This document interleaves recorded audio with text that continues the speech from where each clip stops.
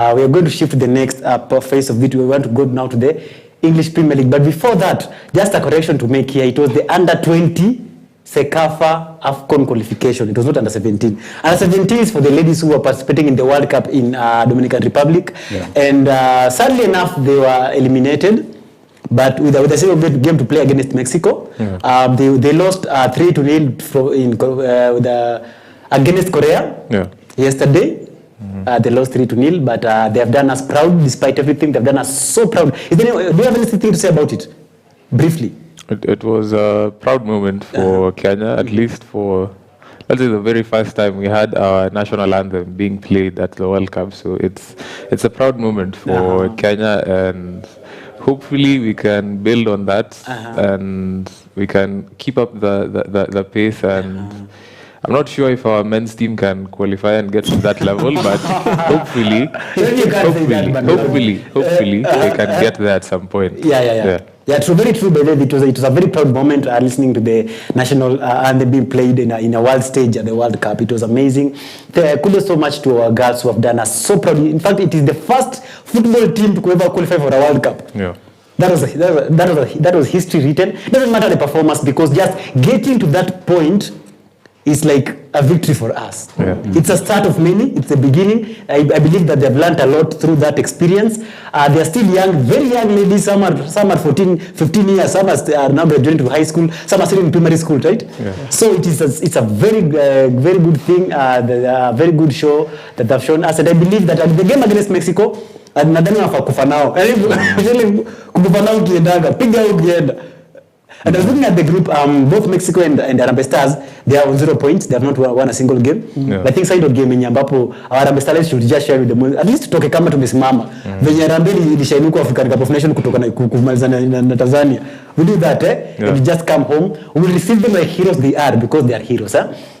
Now, for the under 20 men's Rising Stars, they have qualified for the AFCON 2025 under 20. So we're looking forward to that. And there was something that when we were just on a break, coaches has touched on something that I feel like we should tell you, that the CAF ile walikuwa na waitongaje CFK wale walikuja kuchunguza ile grao ya Kasarani.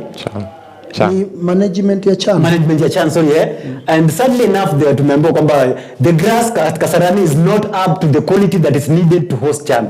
They have to change it again. And walikuwa wamepanda. What do you think about what is wrong with Kenya? What is wrong with the footballing literally everything in Kenya? What is wrong with the bodies handling everything here? Is it that there is corruption? Some money was eaten? Because I believe that the people responsible should know the guidelines of the things that are supposed to be done to make sure that everything works in accordance with CHAN. What do you think? What is wrong with us? Hiyo ma problem yetu tuko nayo hapa Kenya. Tuseme tu leadership, kwa sababu hizi tuambia unatoa mtu kwa leadership na yet alikuwa na deliver, alikuwa anajua mandate yake. Ile alikuwa sha build rapport. Na venye tatengeneza football yetu ya Kenya. Sababu na Mwamba was the best leader. But when ile revolution agency ilikuja, like venye Ruto alikuja kasimamisha all the CSS. Sasa Murkomen alitolewa huku ni corruption scandal ilipatikana, anakuja na alitoka sports. Sasa sports yetu itazidi tu kuangamia. Angalia hata venye tu Harambee Stars. Harambee Stars wakicheza hizi qualification. Hizi za AFCON qualification ya next year. Iko next year AFCON, June to July. Kwa sababu hakuna matokeo mzuri yenye tuna perform. Ukiangalia hata Zimbabwe ilikuwa timu ya kufunga. Tuna draw nao. Sasa Namibia tunashina timu yenyewe julikana. Sasa Cameroon ndio wako mbaya zaidi. Sasa tunafungwa home and away. Inamaanisha tuko na hapo kwa leadership hapo kwa sema tu kwa CS. It means CS mwenyewe mpaka mtu anatembea na pesa kwa mkono. Hata juzi tu ile scandal ya pesa alipatikana kwa ile venye alikuwa Minister of Transport huko. Ile airport. Akutembea na pesa. Huko pia analetea Gor Mahia na pesa kwa mkono. Inamaanisha huyo haja change hata kidogo. Kulichagua tu joka. Hapo tuseme tu Ruto alikosea kuchagua joka. Na Ibuchi ukiangalia pia president of FKF. Ni mtu corrupt. Sasa corrupt wawili si wanakula pamoja. Hakuna change to expect hapo.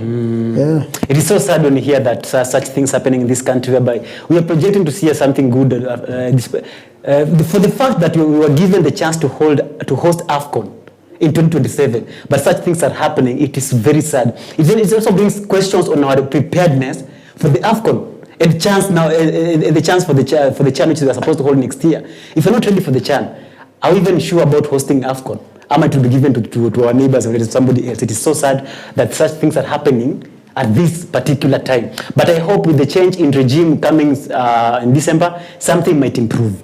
Something should improve. Something must improve. Now, from that sad everything about the Kenyan soccer, let us now go now to Europe now. Let us now touch it because there was, like I said, there was a lot of sporting actions. Now, people are fresh from the international break. And the club football was back this weekend, whereby we had a couple of games in different leagues, notably the English Premier League. We have the Spanish La Liga. We have the German Bundesliga. But I don't know, Rodney, if you have the results for the Bundesliga. Let's start from Bundesliga first. When we come, do you have the results for the Bundesliga? Anyone who has the results for the Bundesliga? Check. If you don't have that, let's start with Spain, because I believe Manu have the results for the Spain. Give us the results first so we can talk about it. Okay, so the La Liga. Let's start with La Liga first. Just a minute. As he checks, please don't forget to comment on our socials. There we are saying we are live on Facebook, live on also on YouTube at EBN TV on both the platforms there. Bring in your views about every topic that we've tackled here. We started with the FKF. We've talked about grassroots football. We've talked about the presidential election, then the almost coming in presidential elections that will be held on 7th of December. So add in your views. What do you feel about everything? We have listed the presidential aspirants on our talks here. What do you think about them? If you have any idea or any contribution towards them, please don't fail to talk to us through the comment section on our Facebook page or on Instagram. On YouTube. We'll be read it and we'll react to it as you have requested. Now, Manu, are you ready? Yeah, I'm ready. Yes, go on. So on Friday we had Alaves versus Real Valladolid, which ended on 2-3, Valladolid winning 3-2. And then we had on Saturday Athletic Club versus Espanyol, in which it ended Athletic Club 4, Espanyol 1. Then Osasuna versus Real Betis, Osasuna 1, Real Betis 2. Girona versus Real Sociedad. Okay, Osasuna versus Real Betis. Okay, imenichanganya kidogo, but it's fine. Girona versus Real Sociedad. Girona 0, Sociedad 1. Then Celta de Vigo versus Real Madrid, which was the late kickoff on Saturday. We had Celta de Vigo 1, Real Madrid 2. Then coming to yesterday, we had Mallorca versus Rayo Vallecano. We have Mallorca 1, Rayo Vallecano 0. Then Atletico Madrid versus Leganes. Atletico Madrid 3, Leganes 1. And then Villarreal versus Getafe, which ended on a 1-1 draw. Then Barcelona versus Sevilla, which Barcelona won big 5-1. Yes, so those are the results. And we still have one game remaining, which will be played today, which is Valencia versus La Palmas. Yes. I want to talk about a few games of that particular fixtures and results. Now, I want to talk about Barcelona and Real Madrid. Let's start with Barcelona. A very big win for Barcelona this weekend, seeing a brace from Lewandowski. Yeah. And continuing his good scoring form at the club level in Barcelona. So what can you say about that game? Let's start from Manu, because you're the one who has represented them fully here today with the jersey. So all I can say is this team imekuwa re-energized tena. Of course, after having Hansi Flick as their new coach this season, they have looked sharp.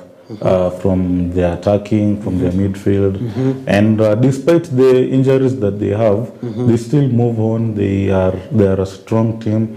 What I witnessed yesterday, it's their dominance. They are very dominant, and I think they took advantage of Sevilla and they dominated the game. They dominated the game. They had chances. Despite them scoring 5 goals, they had other chances, numerous chances. Lewandowski, of course. We also saw the return of Gavi into the field. Of course, Gavi had a long-term injury and that ACL. So aliweza kurudi jana and he got a good reception from the stadium, and he also played well, contributed to the 5th goal. Now it was a good sight to watch. The game was dominant. As in, all you can say is that Barcelona are dominant and they are going for one thing. They are going for the La Liga league. They're going for that league, number one league. Because of course Real Madrid sahi wamedominate na wamesign Kylian Mbappe, so of course wanataka hiyo, hawataki Real Madrid ichukue tena. So agenda ya Hansi Flick iko very clear. They want to win that La Liga championship and reinstate their big status in the league after their financial struggles na hizo injury problems that they have had. I think Hansi Flick has one agenda, and their club as a whole, they want to go back to where they were few years ago. So and I think the agenda. 2 games before the international break, I think is it 2 or a game before the international break, they lost a match there, and people felt like now Barcelona maybe Hansi Flick maybe was not ready for this. Maybe those were just the honeymoon times when he was winning when the start of the league. Now coming back now again after the international break and coming out with such results there, it shows that it was just a fumble. That they're up to the task and want to go hand in hand with Real Madrid to make sure that they clinch the La Liga, like you've said. Now, what do you think about Barcelona, Rodney? Before briefly. It's clear they've been building on their form and their performances, and they're maintaining the let's say the strength they started with this season. Lewandowski obviously keeping up with his very good form this season, and a few players coming back. We've seen Gavi returning to the pitch. De Jong was back, but he was on the bench. Olmo is also back. So as the season progresses, they can simply get better, hopefully. And you can see the kind of the tactics that Flick is bringing into the Barcelona team, and he has a very good influence on the team. They're averaging around 3-4 goals per game, so it's clear they have an agenda this season, and they're actually trying to go back to their glory days and win the La Liga this time. Coaches, let's talk about the Barcelona rivals, the Real Madrid. We saw them reinstate they bring in more muscle to the team. That is in the name of Kylian Mbappe, like Manu has talked about. And coming from a season where they had won the La Liga before, now bringing in somebody like Mbappe now. Right now he's scoring, because when the league was starting he wasn't so good, but now I think he's scoring goals now. What do you think? What do you think about the competition between Real Madrid and Barcelona? Do you think right now Barcelona is leading? Followed by of course Real Madrid. Do you think Real Madrid can catch up and maybe defend their title this season as they did last season? I think Madrid, yes, they can. Sababu wako na the best players like kama kina Kylian Mbappe, akina Kamavinga, Vinicius Junior, because hao wachezaji wako na pace. Na which hiyo pace hii bole ya saa hii, hiyo bole ya pace inataka vijana wadogo wenye wako na pace. Yeah. Kwa sababu bole ya saa hii pace ndio inajenga ball. Yeah. Very much. I think coaches is saying that they're up to the task and they can go hand in hand with Real Madrid. Let's talk about Girona, because Girona is one of the teams that emerged last season and performed so well, and we expect it to do the same right now. But right now we're seeing that the dominant clubs, that is Real and Barcelona, still continue the dominion in that particular league. Do you think is there a team in the league that can break these two teams from the title? Do you think this season we can have a surprise team that comes in between? Because I feel like right now Atletico Madrid is coming out to the mixed performances. I don't think it can be of any problem to these two teams. So what do you think? Do you think any team can emerge this season? Because we are still early in the games. I think they're on their seventh game. Is it 7th or 8th? I think 10. They've played 10. Oh, they're 10. Sorry, yeah. Do you think there's a team that can emerge to break up the dominion of these two teams this season? To be honest, this season, mi ninaona tu ni Barcelona, Real Madrid and maybe Atletico Madrid. I don't see another mid-table club coming to challenge them in that top spot. Because if you look at the table, sasa inasema number 1 ni Barcelona, number 2 Real Madrid, number 3 Atletico Madrid. Now the big clubs kwa hiyo ligi. Maybe ukitaja Villarreal ndo ninaona wanajaribu kuingia hapo na Athletic Club, but as long as unaona tu na top 3 ni hawa watatu, there is no other team that will able to break that dominance. Sana saa hii ukiangalia it's Barcelona and Real Madrid back to back. There is no other team yenye ita walipfrog. It will be Barcelona and Real Madrid. Expect much of that this season. Yeah. And right now we're heading to the El Clasico, I think. Is it next? The next game is El Clasico. And that's where I think we'll know who is serious about this league. Yeah? The first leg of the El Clasico, which is very much, we are looking forward to it, because at least for this time, as opposed to last season whereby Real Madrid was dominating the El Clasico, I think this time is going to be it's going to be more tough, this El Clasico, because I feel like Barcelona are up to the task right now. They have risen to the occasion, the bringing of the young Turks in the names of Wakina Yamal, Wakina Gavi being back right now. Jose Guillermo is also back right now at that midfield, that experience, bringing the experience. So I think this one is going to be one of the toughest. We are bringing back that tough El Clasico fixture that was before. And I'm looking forward to see which team is going to win, because it will show us now which team is more serious when it comes to the La Liga now. Let us go now to the Bundesliga, because I feel like there's not much to talk about in the La Liga. Let's go now to the Bundesliga, whereby I think really you have the fixtures. Yeah. So on Friday we had Dortmund against St. Pauli. Dortmund won 2-1. Leverkusen won 2-1 against Frankfurt. Mönchengladbach won 3-2 against Heidenheim. Freiburg won 3-1 against Augsburg. Hoffenheim won 3-1 against Bochum. Mainz lost 2-0 against Leipzig. Bayern Munich won 4-0 against Stuttgart. And Sunday, Holstein Kiel lost 2-0 to Union Berlin.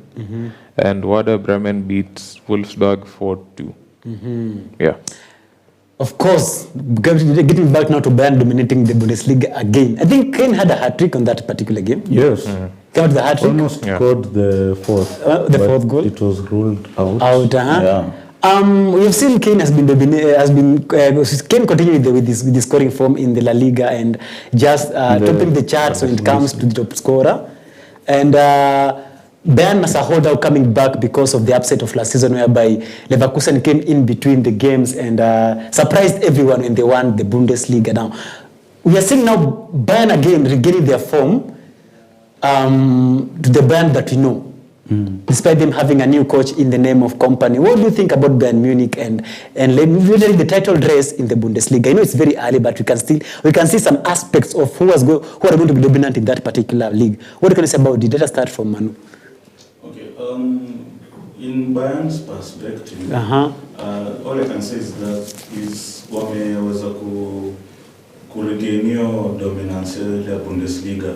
Ile yenye wamekuwa nayo hizi times za kina Robben and Lewandowski recently. So last season imepita ndo tuliona Bayern Munich struggle, and Leverkusen gave them a challenge last season, in which of course Leverkusen won the title, but now coming back from that season, now coming into this season, Bayern Munich have really they've done a good job. Company coming into the team, he came under a lot of pressure.